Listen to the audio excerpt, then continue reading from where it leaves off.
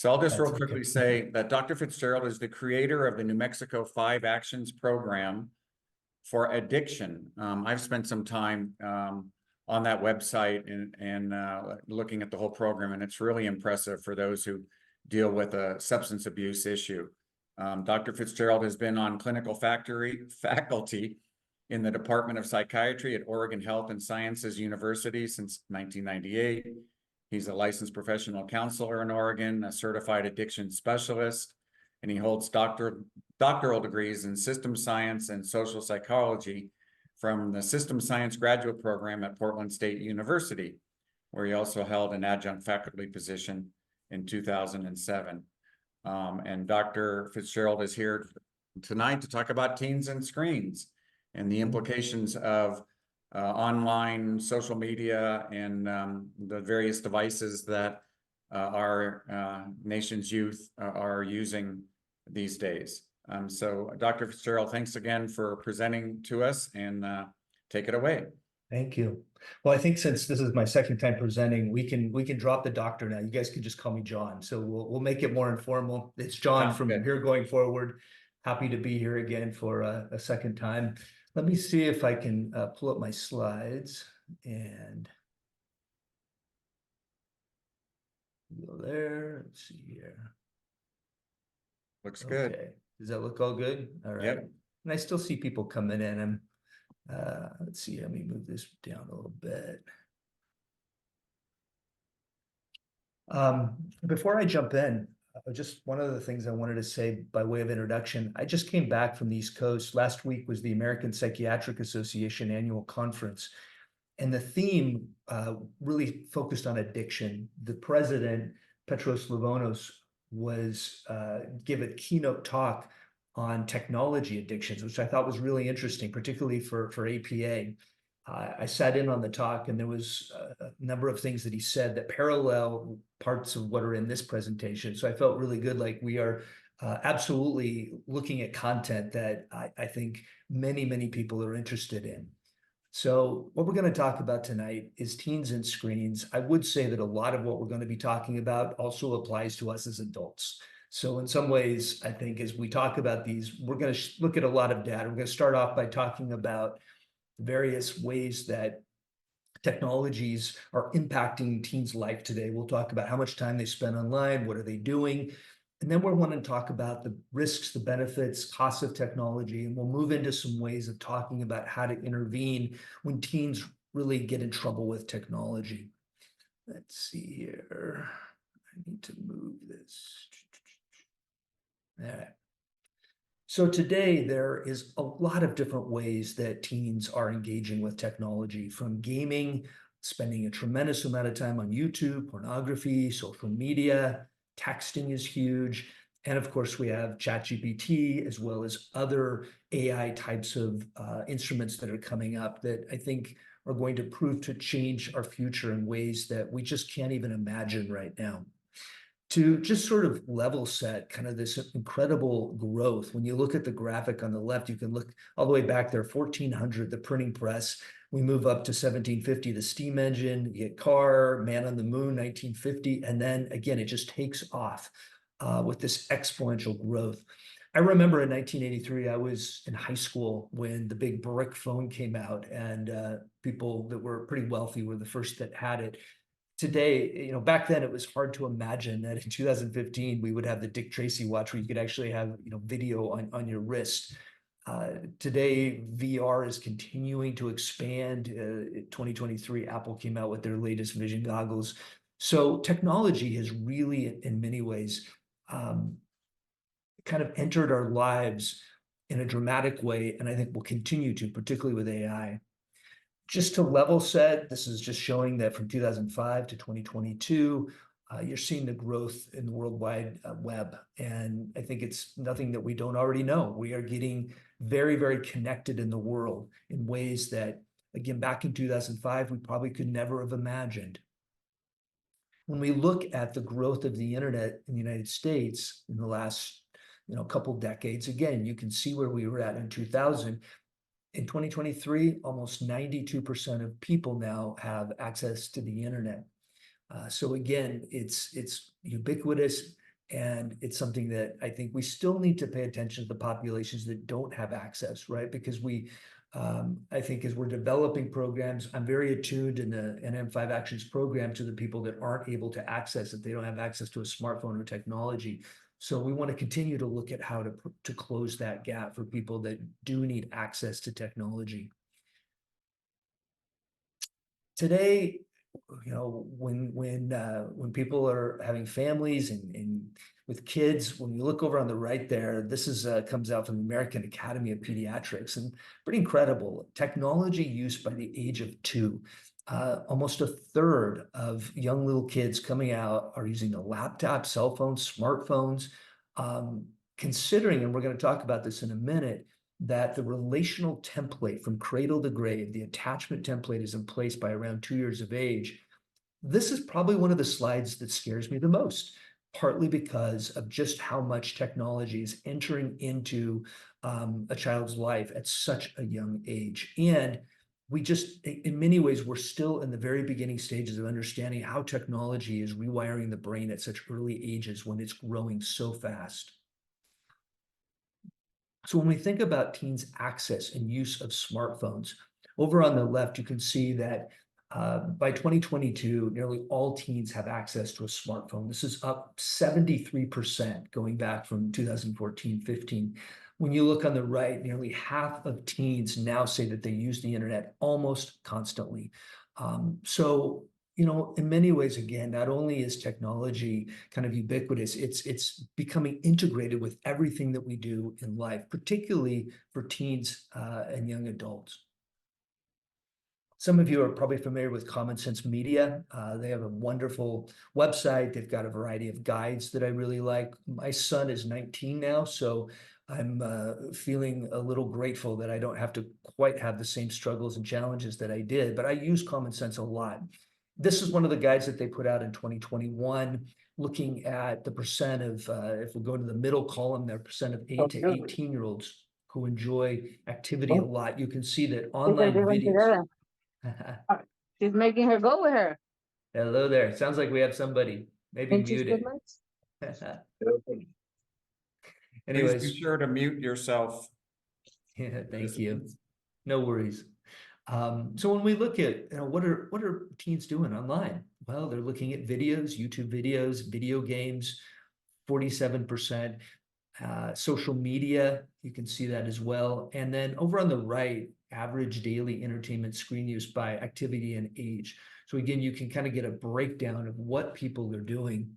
When we look at how much time are they spending online, on the left, total entertainment screen time use between tweens and teens. So just to differentiate, tweens, 8 to 12-year-olds, teens are 13 to 18. And again, what you see in 2015 all the way to 2021, which really kind of puts us in the middle of the pandemic, is a pretty incredible increase in a very short amount of time.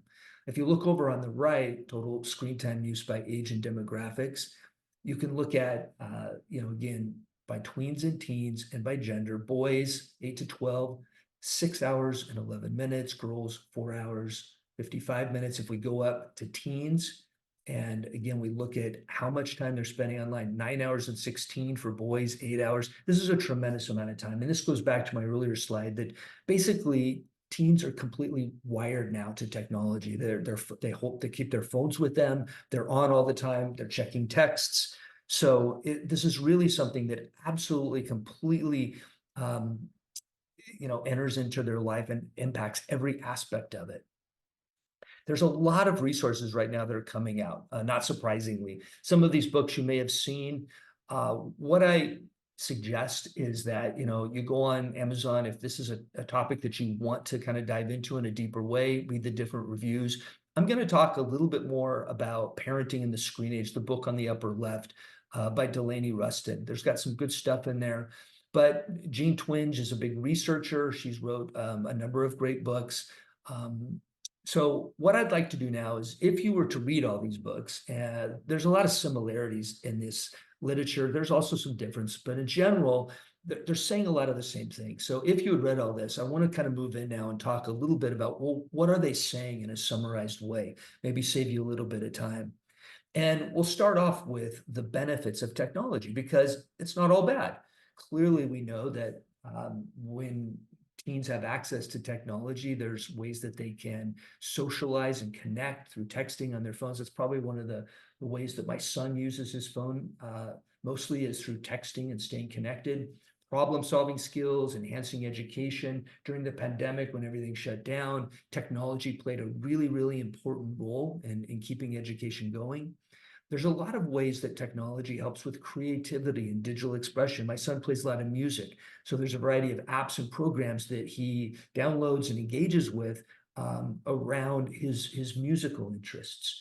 And of course, there's a variety of programs for health-related tracking and management, and safety and emergency. I think in some ways as parents, that's one of the reasons that we often justify that, we want to have our kids carrying their phones all the time, because we as parents are anxious and we want to get a hold of them 24/7 wherever they're at. If we move into the risks of technology, there's a number of them. Probably the one that's the most significant is that as teens and tweens are spending more and more time engaging with a relationship with technology, they're cheating themselves of the relationships with people. So they're impairing their emotional and social intelligence. I remember a number of times when I'm out on the streets walking my dog, and a number of years ago, I would see kids laughing and joking at the bus stop. Today, when I go on walks, they're not talking, they're not looking at each other, they're all staring at their phones. And so I think in some ways, what's happening with technology is that the phones and a variety of technological devices are replacing relationships with people. So we're seeing social isolation.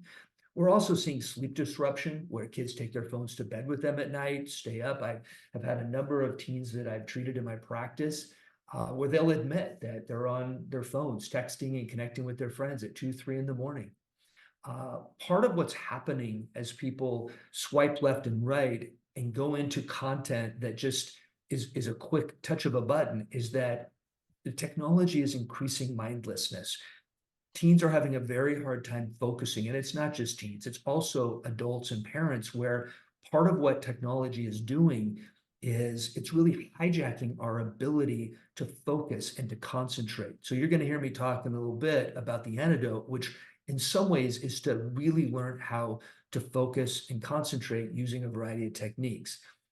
There's also adverse impacts on brain development. There's a lot of research out there that shows that as teens engage in technology to a really high degree, that there's reduced attention span, decreased working memory, metacognitive awareness, this ability to kind of think about thinking, a variety of different things that I think today are still being researched. This is again another report that came out from Common Sense Media in 2023, just again talking about how technology is this constant companion that teens have and tweens, and that in some ways they're quite exhausted because the phone has all these notifications and they don't necessarily know how to turn them off. So even when they are not on their phone in a very way that they're guiding, their phones are continuing to reach back to them with all these alerts and beeps. And I actually get that on my phone. I've had to figure out how to do the do not disturb because a lot of times texts and other kinds of alerts are going off, and half the time I don't even know what the alerts are. They get built into the phone. I wanted to just make people aware that, there's one of the dark sides of social media is that a number of cartels and people that are working in the drug trade are now using social media to really reach out to young populations. So there's a drug trafficking threat. This is an alert put out by the DEA that you can go online to the DEA website and just again learn how a lot of the common apps that people are using, actually there's content that's being pushed out that I think as parents, we need to be very, very concerned about. There was a report that got put together by the Colorado Department of Law on social media, fentanyl, and illegal drugs. And one of the things they said was gaining access to illicit drugs via social media, including dangerous substances containing fentanyl, is nearly as convenient as using one's phone to order a pizza or call an Uber. If that doesn't scare a parent, I don't know what will. That's one of the things that I spend a lot of time talking with my son about as he was growing up is just the dangers in the fact that the drug supply today, we don't always know what's in it. And particularly with fentanyl now, sometimes you don't get a second chance. So I think this is one of the areas where as parents, we need to be very, very clear in our boundaries and make sure that we're having conversations with our kids about the risks of coming in to face with some of this content. This was just an example of a 19-year-old Oregon woman who's facing federal charges for running a social media drug distribution service targeting minors. On the right there, you can see Kiki's delivery service. Happy holidays, my loves. So this again is another example of how social media is being used as a way of trafficking drugs. Also need to talk a little bit about sexting, which by definition is the sharing of sexually explicit images, videos, or messages through electronic means. A review in the Journal of the American Medical Association Pediatrics showed that it's become very, very common among adolescents. And one of the largest meta-analytic reviews of 39 studies between 12 and 17-year-olds, one of the things they found was that at least 1 in 4 teens are receiving sexually explicit texts and emails. At least 1 in 7 are sending sexts. More than 1 in 10 are forwarding sex without consent. And 1 in 12 have had sex that they've sent forwarded without their consent. So this is definitely, again, another one of the issues that for parents, we need to have on the radar. One of the things that in my practice, as I've worked with some teens, I've become aware of is that they're not always up to speed on the consequences and some of the dangers that sexting really can play in their life. Teens who take, send, or forward some of these images can face all kinds of consequences, including embarrassment if they end up by being shown to family members and friends. They can be bullied. They can get in trouble at school if it violates school policy, including getting kicked off of athletic teams, suspended. There's also the potential for legal problems. So I think, again, part of the responsibility for us as parents is to at least have the conversation with our kids about the dangers of what sexting can do, particularly if they're not aware of it. So this topic, ChatGPT and other AI platforms, when I was at the American Psychiatric Association this last week, it was one of the top topics. There was a variety of sessions on AI and how it really is going to be changing the mental health field in the future.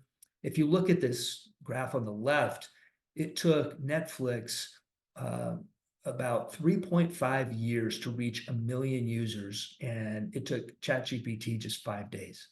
So when you think about how quickly things are changing with AI, it's almost hard to wrap our brains around it. Now, there's no question that there's going to be benefits from AI, including, assistance with schoolwork and learning new languages and being able to share all kinds of fun stories and jokes. Right now, I've got an interest and I've been exploring a variety of different platforms that are trying to deliver mental health care and addiction care in the form of AI, whether it's ChatGPT or Bard or some of the other platforms. And there's also risks, right? So AI, people, I wouldn't want to be a teacher today because part of what kids can do so quickly is to take assignments, dump them into AI, get complete papers written, change a few words. So plagiarism and cheating, spreading misinformation is, I think, one of the things that we already know or aware of that AI can do. It can constrict creativity and systems thinking and ability also, I think, to contribute to social and relational types of connections, as we've been talking about. So, again, kind of a mix of benefits and risks like we've been talking about. So I want to move on now and kind of switch gears around, well, how do we help teens and tweens safely navigate technology? And the first thing that I want to do is just level set that as a parent, really what I want to do is I want to think about, well, what are all of the risks that I really want to manage in my child's life? And when you look at the graph here on the left, you see the top 5 causes of death for children ages 1 to 18 as a percentage of all causes. So up until, 2018-19, it was motor vehicle accidents. Today, it's firearms, sadly. But what you see again is that there's a variety of risks. And on the right, whether it's suicide, bullying, sex, pregnancy, trauma, use of substances, there's a variety of risks, including challenges with technology. But as a parent, instead of fragmenting and trying to come up with a strategy for each of these, what I'd like to argue for is that we kind of collectively look at all of these as risks and say, okay, well, what can I do to intervene on all of these risks? Where's the leverage point? And that's what I want to move into next. I was up in Juneau, Alaska, kind of late last year, and I was driving around and came upon this very sad display. There was a bunch of teens that were driving drunk and died, and they put this display together. And so again, it was just a reminder of the fact that as parents, what we're really trying to do is manage a variety of risks. Not only technology, but drinking and driving, and of course, drinking and use of driving and using technology at the same time, which I think is one of the big dangers right now. So how do we get at this? Well, one of the things, if you've been on some of my past webinars, you might be used to seeing this slide, but one of the things that I'm trying to illustrate here is that when a teen or tween is really challenged with a symptom, whether that's anxiety, depression, they're not getting their homework done, they're not sleeping well, think about that as kind of being the leaves in the trees. What I want to do is I want to think about those systems in a bit of a deeper way and say, well, what are driving those symptoms? Typically, what we often do is we just associate them, say, well, you know, you're depressed and anxious because you're spending way too much time on your phone. That absolutely may be linked, but underneath the tree then are these roots that I think are really the leverage point for us as parents to make sure that we're addressing these things, because when they're not addressed, they become the driving forces for people going down the path of addiction, but also excessive use of technology. So we'll talk a bit more about these things. The roots really are preventative. That we want to identify these things as early as we possibly can. The interventions are much more developmentally focused. We want to be very proactive in understanding these things. At the symptom level, it's a bit more reactive. We have to focus on the interventions. And again, we'll talk a bit more about that. But when we think about all of these different risks collectively that we're trying to manage, I want you to think about these underlying drivers and how they relate to all of these different risks. One of my favorite books, this is an old one, written in, I think, kind of mid-1990s. Stanley Greenspan is really the father of treating autism spectrum disorders. He developed the developmental individual relational DIR kind of floor time approach. He's written a ton of books. This is a book that he wrote for the general public called The Growth of the Mind, The Endangered Origins of Intelligence. And in this book, he says, an understanding of the role of emotions at the root of all mental development helps us to define the elusive concept of mental health. If mental health is defined by a person's mastery of a series of developmental tasks, the acquisition of the capacity to reflect, to relate deeply to others, and to regard others with empathy in the face of stress or change, we will insist on the importance of intimate interpersonal experiences and emotional growth. It's a bit of a mouthful, but it says it so beautifully. If you haven't seen the TED Talk, What Makes a Good Life, it's worth watching. I think it's about 11, 12 minutes. And, you know, not to blow the conclusion, but what makes a good life is relationships.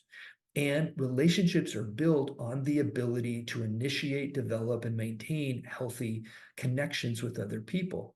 Part of what's happening, I think, in our society, and I think what technology is contributing to that, is that it's constricting emotional development. We're spending so much time staring at screens that we're not paying attention to our bodies, we're not paying attention to what we feel, and we're inadvertently constricting that emotional growth that Stanley is talking about in terms of the ability to use that emotion to reflect, to relate deeply to others, and to have that empathy. The magic ingredient here is emotion. So when we talk about emotions, you know, we can start by recognizing that it is nature and nurture, that, you know, genes play a big role. One of the very interesting topics at APA this last week was Rachel Yehuda. She's one of the world's expert on intergenerational trauma. And her talk was fascinating in that one of the things that she's mapped out over the last 3 or 4 decades is how trauma gets passed down through genetic code, through sperm, through, you know, one nervous system to the next. And and if there was any powerful lesson takeaway, it's again that we have to pay attention to the body and to emotions, and how, in her case, again, when trauma gets passed down, a lot of what we're seeing then are very young tweens and teens that have dysregulated bodies, dysregulated nervous systems, and then part of that's creating shame. There's something wrong with me. So I've just become a bit more attuned to the idea that we need to pay attention. We need to ask the right questions about the idea that, you know, if the parents had trauma, if the grandparents had trauma, we now have these epigenetic models that we know are being passed down from generation to generation. So we're not going to talk a whole lot more about genes, but if we talk about the nurture, that leads us into talking about attachment. If you're unfamiliar with attachment theory, it's one of the oldest theories about relationships. It's from John Bowlby back in the 20s and 30s. And part of what he really said in attachment theory is that it's the relational template from cradle to grave. And it's in place around 2 years of age. So in some ways, it's like genetics, because if you think about having a relational template that plays out throughout your whole life, in some ways, you're getting it from your parents. Whatever your parents' attachment style is, they're passing it on to their children. So in my clinical work, one of the things that I do is I always start with attachment. I go to the earliest disturbance first, and I work my way forward. What you see on the left is one of the tools I use for assessing attachment. And there are really these 5 ingredients. When we think about, well, what are the ingredients of healthy relating with other people? What is that relational template?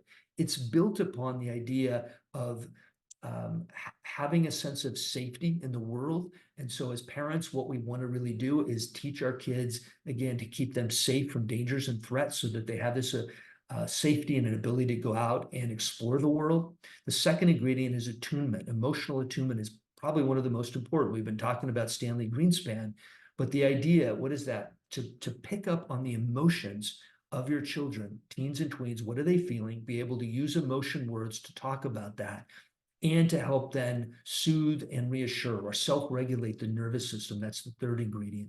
Express delight is just this idea that every little kid needs to see love in their parents' eyes, the gleam in the eye. And the fifth is this encouragement that parents, we encourage our kids to get out and be the best version of themselves possible. No parent gets all this stuff 100%. So we talk about good enough parenting, and good enough parenting leads to, on the right, secure attachment. When one has secure attachment, they go out in the world and they're able to connect and have good relationships. But for those who have insecure attachment, I'm not going to go into the details of those 3. There's a wonderful new book that just came out last month called Secure Relating that I highly recommend. Anybody who has an interest in attachment, read that book. But because attachment is the foundation of all relationships, it really becomes a huge leverage point when tweens and teens are struggling, they have symptoms, and they're spending all their time on technology. One of the things that I want to do is I want to go back and sort of assess those ingredients. Do they feel safe in the world? Do they know how to connect with their body and work with emotions and self-regulate? If the answers are no, and they're using technology in some ways to kind of as antidotes to not having those ingredients, then that becomes a very powerful kind of intervention or lever for a intervention point for parents. Many of you might be aware of the Adverse Childhood Experiences study.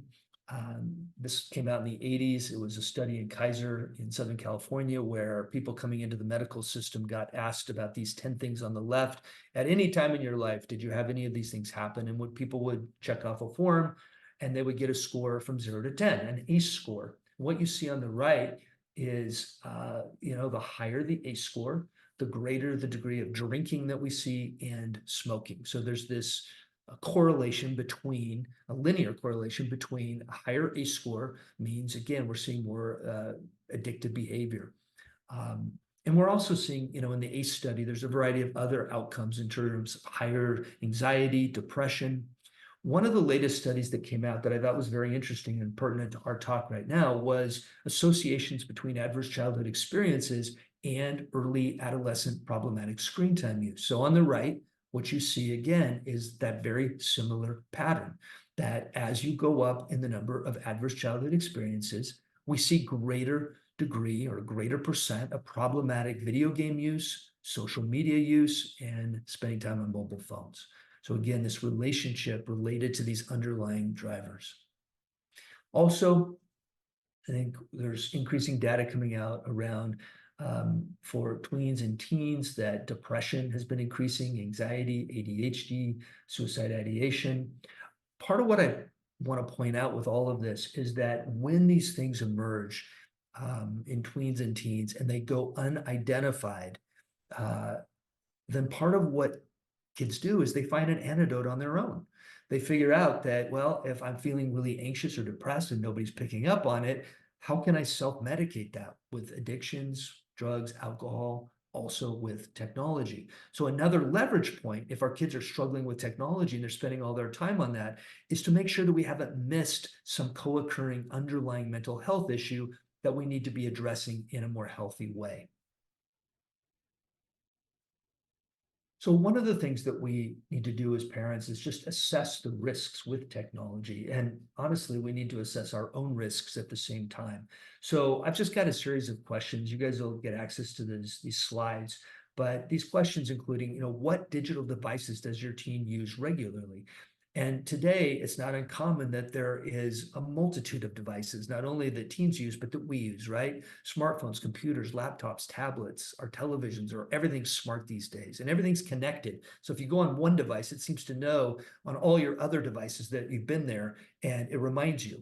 How does teens use these devices? So we know that part of, my son would say, well, Dad, I'm on the computer because I'm doing my homework. And of course, the second I turn away, he's clicked a button and he's playing a video game. Or what he'll tell me with two different screens is he's multitasking. Dad, I could be in this, school class here and pay attention. At the same time, I can, be shooting people in this video game over here. And of course, I would argue with him and didn't get very far. But again, the question of how are you using these technologies? How are they interfacing with work, school, a variety of other things?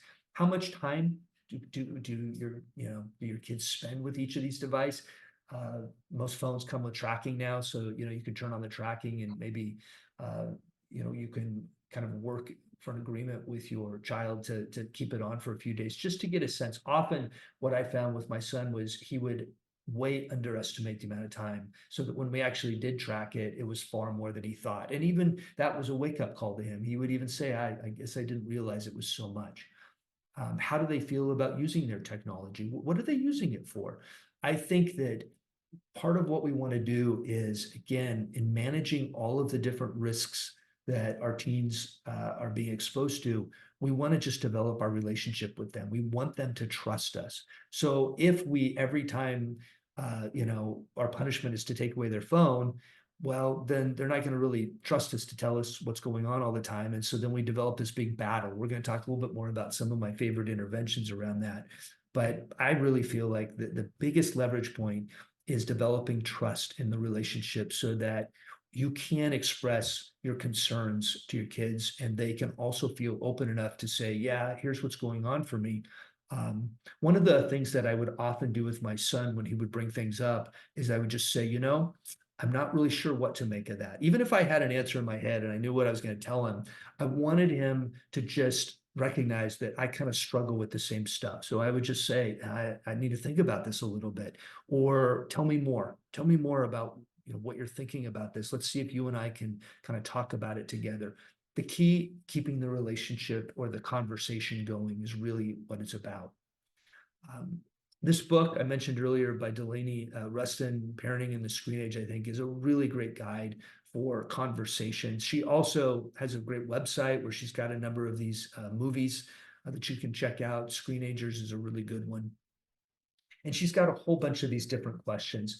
I'm not going to read through all of these different conversation starters, but I think part of what I've noticed when I've worked with the parents in my practice is that the parents really get anxious about what their kids are doing, and that anxiety then drives them to start being accusatory, asking lots of questions, not in a very gentle, compassionate, conversational way, but more in an accusatory way. And so I think one of the things is, again, these questions are important, but how they're phrased, the time that we pick to talk to our kids. Often the best conversations I had with my kid was driving, where we're both looking straight ahead and I can just casually bring things up. One of my mentors, the late Dan Brown, he died a couple years ago, wrote a number of books, but one of the books that he wrote is called The Elephant Path, Attention, Development, and Training in Children and Adolescents. In that book, he says, although mindfulness training is very popular, it claims to do too much, and its skill set doesn't readily map onto the priorities for training attention in children. In this generation of children, the priorities are to train the executive attentional system and the executive function system and reduce mind wandering. So if we think about what's happening with technology, not only in our kids, but also with us, the more that we are pulled in all kinds of directions, and technology is getting us to do these bite-sized chunks where we're swiping left, right. I'll go on to, say, the CNN website, and I'll start looking at stories, and within 5 minutes, I've read 10 different stories. I've clicked all over the place. Inadvertently, what's happening is we are losing our ability to focus and concentrate on specific things, whatever the task at hand is. So the antidote to a lot of this is concentration meditation. In the West, as Dan said, we're used to lots of different apps and this idea of being mindful, that we're just following our thoughts. Concentration meditation is very different. It's focusing on the breath, on a dot on the wall, on a candle, on a mantra. And the idea is to do this for a period of time, to take all of the thoughts and bring them down to zero, to shut down all of that mind wandering that's existing in the mind.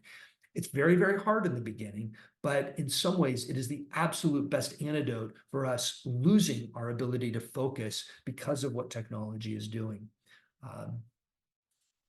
When it comes to talking with your teens about the challenges of all kinds of risks, whether that's drinking, drugs, technology, this book Changeable by Stuart Alban, I think, around collaborative problem solving is really one of the best that I've come upon. He's also got a good video here.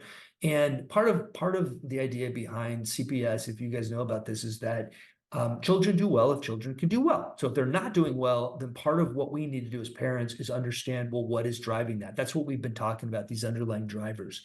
So in some ways, part of what this book teaches is that there's sort of a plan A and a plan B. Plan A is us parents telling our kids, hey, here's the boundaries, what you got to turn in your phone every night, or you got to do your homework. It's us just sort of laying down the law. We end up by getting into fights with our kids.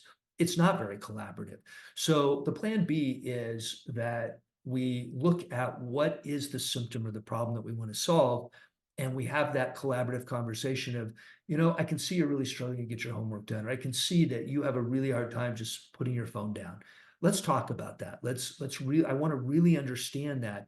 And then together in that conversation comes out of it a collaborative sort of agreement on what kinds of things might we do to intervene to help you, so that the child is involved in that conversation and in the problem solving. If you haven't heard about it, it's really a nice, I think, intervention for kids. And then when we talk about more clinical types of intervention, I know because of the pandemic and even in the aftermath of the pandemic, there's kids that are really struggling in some really significant ways with mental health issues. And I think, in some ways, the common way of treating this is to fragment these different disorders. But David Barlow in Boston, his group, over the last couple of decades, actually have been studying all of these different disorders, and they developed one protocol called the Unified Protocol for Transdiagnostic Treatment of Emotional Disorders. And they showed in clinical trials that this one protocol can treat all of these different conditions on the right. These workbooks are available on Amazon for $25. I use them with patients. There's clinician workbooks, but I really like this intervention because it's got lots of very concrete steps that teens can take. This is a workbook for children. So I just wanted to make everybody aware of it. There was a review that came out on intervention programs for treating problematic use of the internet. What that review found was that most of the programs that are doing treatment are really cognitive behavioral therapy. They're very educational based. There's some that use a bit of positive psychology and some group.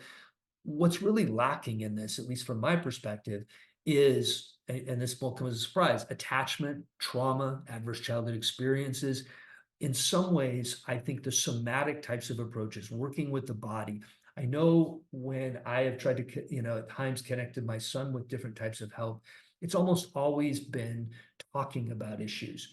And in my own practice and working with kids, what I find is that they make the most progress when we can work on the body in terms of somatic emotional regulation.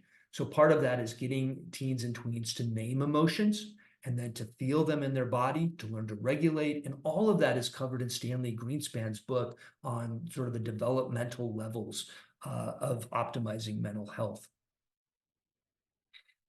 If, again, you want to seek out treatment and you think that it's something that your teen needs, then what I would do is start with primary care physician.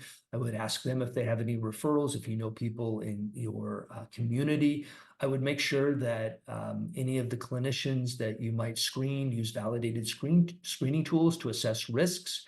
You can get referrals from trusted family members, friends. You might talk to your insurance company.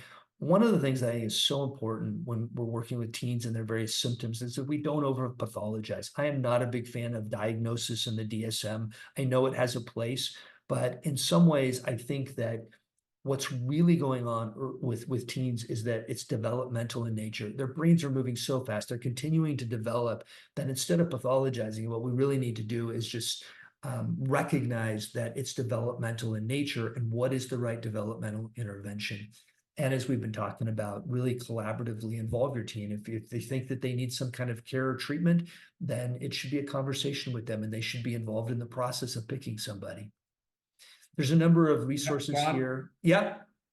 Back on that other side, just real quick, a question.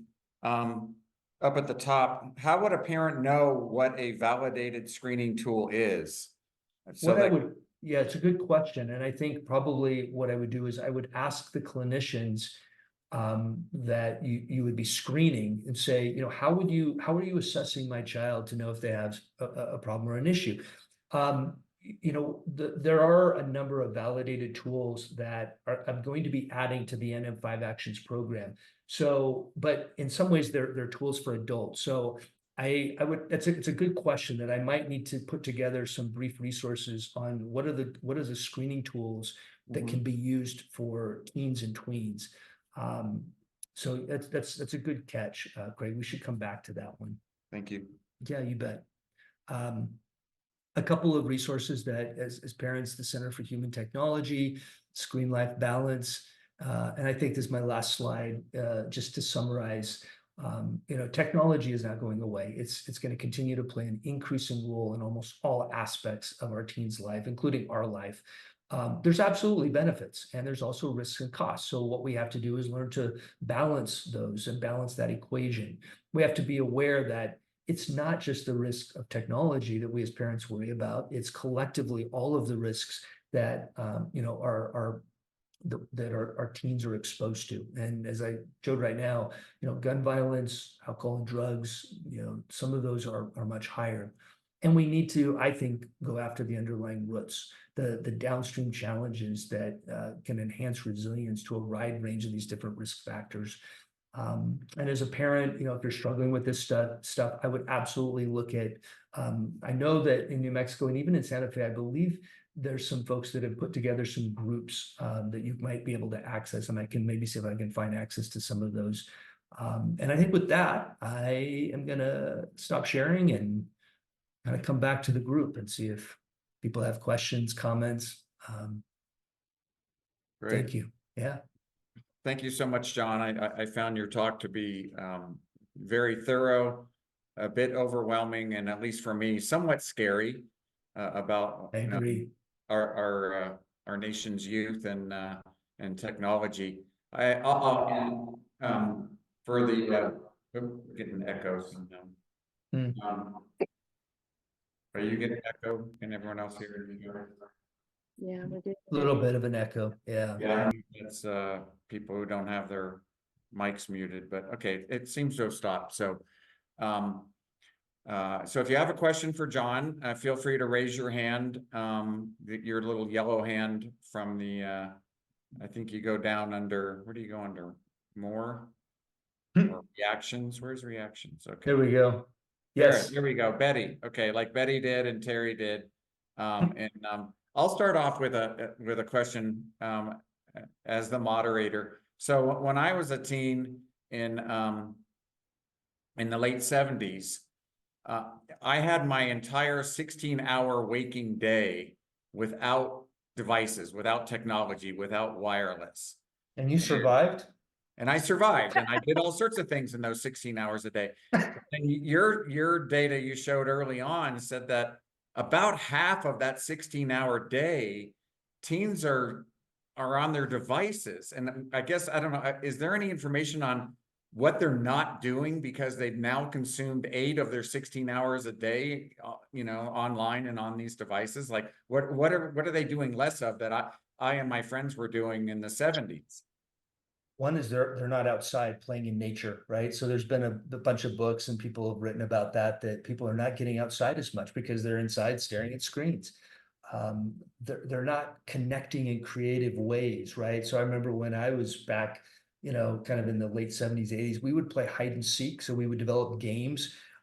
We would have to get creative, and so there was like, I think probably my biggest accomplishment when my dad came home from work one day, I had dug a swimming pool in our garden in the backyard and filled it up with water. And he just said, "What have you done?" I spent all day building my swimming pool. We find things to do. We get creative. We get messy. We get into the dirt. I don't see that happening, and it's sad to me because I think that today tweens and teens don't have a sense of like, you turn on the water at the faucet, it's like, do you know where that water comes from? Do you have any sense of that? They don't. It's just like it just shows up. So you guys might have other things that you can come up with that Yeah. you did, but Yeah, thank you for that. I'll call on Betty and then Terry and then Jacqueline. So Betty. Yeah, I just have something interesting to share. Aside from tweens and teens, which I'm not. This morning I was having breakfast with my 99-year-old father, and as on the table was my cell phone, and I was trying to answer some emails. And he looked at me and he said, "Is that part of your breakfast now?" And it just, it hit me. It's like, oh gosh, you need to put this away. And so it's affecting all of us. right. Yeah. I probably just should have said tweens, teens, adults, like everybody. How about everybody? I mean, if kids at 2 years old are on laptops and smartphones, we might as well just say it's everybody, right? I think one of the challenges I have is my father's 89. And so, he has a phone and I want to be able to connect with him. But the challenges of technology, for people that are older and being able to get on, I think are still real. And so yeah, we probably should change this presentation to just cover everybody. Yeah, it was interesting. That's a great comment. Yeah. All right, who's next? Terry? Terry. Yeah, this was one of your earlier slides, John, and I found it potentially statistically significant that the difference in usage that you delineated was marked between gender and even race and ethnicity. Has there been? I thought that was very interesting, and I wondered if you've dug deeper into that, or whoever's doing that research is digging into that, because males and certain races seem to be using technology more than females and other races. Absolutely. And I didn't comment on that, probably because I don't really have a good answer for that. I don't really know what explains that. I think probably Jean Twenge she's the researcher that's done a lot of that, I would think that she might have some answers to that in that book. I would have to go back and look. But anybody else have anything to add to that or no? No? Yeah, it's a good question. Being the mother of boys, yeah. Yeah, I mean, definitely differences though, right, in technology, and definitely differences in that, at least in my work clinically, that a lot of times girls are doing a lot of texting and they're using it more for social related reasons, whereas boys are spending a lot of time gaming but it seems like they're all on YouTube. Everybody's on YouTube. I'm not up to date these days on TikTok, although I know that's being kind of constricted a bit. I teach two of my sons that they have multiple advanced degrees from the University of YouTube. That's right. It's basically a criticism, but anyway, I'll let it go. Yeah, I totally get that. Totally get that. Jacqueline. Thank you so much for your presentation. It's very interesting. I have a grandson who is going to be 9 next month, and his mother is very adamant that he not spend time with screens of any kind, no TV. He will use her phone to listen to music, and but he doesn't have unfettered access to phones or computers. He does not have a computer. So my question is, do you have any suggestions for getting a balance? Because I can imagine once he is in a less restrictive environment that he might go wild on trying to access the computer and phones and YouTube, et cetera, et cetera. Yeah. I mean, it's a great question. And I think the leverage that kids are really good at with their parents is to say, look, all my friends have phones and all my friends are on these platforms. There was I think it was Snapchat. There was a couple of them that there was a lot more sexting going on it. And so I kind of drew a line with my son. I said, all right, I'm gonna let you do this platform, social media, but this one is just an absolute no. And he fought me on it for like 2 years straight. And it was just a constant fight until finally I was like, okay, fine, go on. And it's such a hard thing as parents. I think every parent should really in some ways have the right to kind of decide where that balance is. Like it's not for me to just say where you draw it. I do know that one has to look at those benefits and risks though. So that's why I was really wanting to try to illustrate that it's not all bad, and that in some ways, teens during the pandemic were actually able to kind of stay sane because they were able to get online and talk and connect with a lot of their friends. So I think again, it's about balance, but where you draw that line, I think is tricky. And if we go to the extremes, where as a parent, it's like, I don't have any checks and balances on you, I don't think that's good. If we're way too constrictive and our kid doesn't have access to any of it, then they often get left out in ways that they're not knowing how to use some of this stuff that some of their peers are able to do. And in that sense, then it can start impacting their relational connections because they get together in their peer groups and they don't know how to do it. So it's a moving target. When you think about how fast ChatGPT got to, right, 1 million users in like what, 3.5 days compared to like that's our challenge. Our challenge is that it's such a fast moving target that, it's hard for us just to kind of like, as soon as we get a boundary in place, there's like this next new AI tool that comes out that everyone wants to grab. It's like, well, what do I do? Like, so I appreciate your question. I wish I could give you a better answer. I think, unfortunately, in this talk, there's more data and kind of like, yeah, this is what's happening. It's kind of scary. And I would go back to that. If we're doing those attachment ingredients, if we're able to have our kids trust us, then I'm a lot less worried about technology. To me, that's the leverage point. The leverage point is not so much trying to figure out the amount of time and the devices and all of that and limiting it. The question is, what's my relationship relationally with my kid? Do I have this relationship that they're going to come to me and tell me what's going on if somebody's hurting them, or if they get a text of something that's really inappropriate, right? A couple of times my son came to me, he's like, hey, Dad, look at this. And I'm like, okay, thanks for sharing that. And my response to him then is going to tell him, can I trust him in the future? If I blow up, if I say, I'm taking your phone, that's absolutely, we don't want you to, then probably next time he's not going to share it with me. So that's why I spent time on attachment, those mental health issues, those conversations. That's what it's really about. And, as a grandmother, you can also play an incredibly important role in those conversations by just saying, hey, talk to me about how you're using technology or not, or what do you think about it? You just have conversations. Hopefully that helps a little. Yes, thank you. Sure. Thank you, John. We're just about out of time and I don't see any more questions. And I will just add one more question for you, John. For parents that are concerned about their tweens or teens technology screen usage, is there a nonprofit organization or a governmental entity that has a really helpful website or maybe conducts workshops around this topic, or provides a Q&A chat room with professionals or people who know what they're talking about on this topic? Is there something like that parents can access and make good use of? You know, probably what I would direct people to are those two websites that were in the second to the last of my slide deck. I think there were a couple websites. I haven't been on there lately, but I think that's why I included them, is that it was kind of as close as I could get. Okay.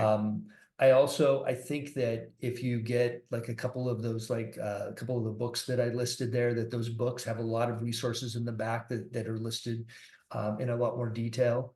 My biggest concern though, and again, I feel like a broken record, is that if we end up by sort of thinking about specific interventions for technology, we miss the bigger picture, and that there's a variety of risks that as parents we're trying to manage. And in that sense, I love the Stanley Greenspan stuff of focusing on emotional development. How do I keep my kids safe from all the risks? And the magic ingredient is emotion. So as parents, if we don't use emotion words and we don't teach our kids how to use those emotion words, and then they don't develop an emotional language. They develop an AI language, or they develop, and that constricts them in that relational place. And so Yeah. anyways, Understand. it's been great being with all of you. Yep. Thank you so much again, John. We really appreciate you taking the time out to Yeah, speak to us on this really important topic.